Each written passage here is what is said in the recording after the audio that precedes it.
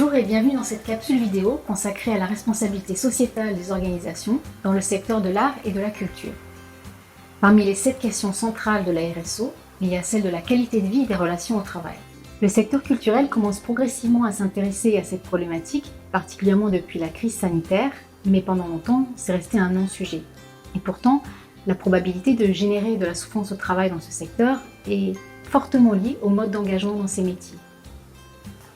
Le propre de ce secteur est d'attirer des personnalités souvent très diplômées, fortement imprégnées de convictions personnelles fortes et du sentiment d'une vocation. Les salariés sont donc plus enclins à des dérives sur le modèle sacrificiel, ne parvenant pas toujours à établir une frontière entre vie professionnelle et vie personnelle, entre activités rémunérées et bénévolat. Les rythmes de travail intenses et irréguliers accentuent la pression sur les équipes.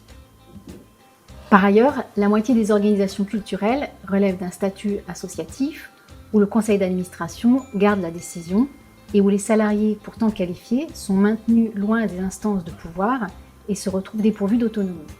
À cela peut s'ajouter le phénomène d'hyperpersonnalité artistique, parfois peu sensible et peu formée aux enjeux managériaux. La crise sanitaire et la succession de confinements et déconfinements a fortement ébranlé le secteur culturel, obligeant sans cesse les équipes à faire et à défaire. Dans ce contexte, la probabilité de subir des risques psychosociaux est forte et certains critères sont à prendre en compte afin de les prévenir. Au printemps 2020, la généralisation du télétravail a ouvert une brèche en questionnant les nouvelles modalités d'organisation du travail et en questionnant les usages autant bénéfiques que néfastes. Les confinements ont parfois favorisé les prises de recul créatives. Ils ont offert l'opportunité de s'interroger davantage sur son projet politique que sur son projet d'activité et ont permis d'inventer de nouvelles modalités d'organisation du travail au plus près des territoires et avec plus de solidarité. Mais le retour à la normale et les plans de relance pour la culture risquent bien de fragiliser ces tentatives de penser l'action publique autrement.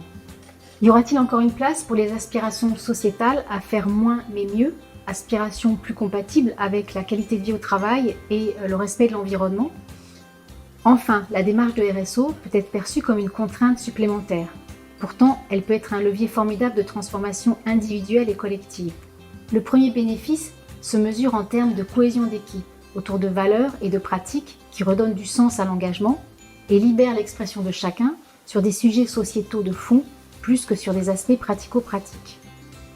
C'est un outil de développement et de travail collaboratif qui améliore le dialogue social et permet de répondre à des aspirations vers plus de transversalité et de partage du pouvoir. Et dans ce domaine, les générations montantes sont très exigeantes. Vous pourrez retrouver plus de ressources et d'informations dans la barre de description de cette vidéo. À bientôt!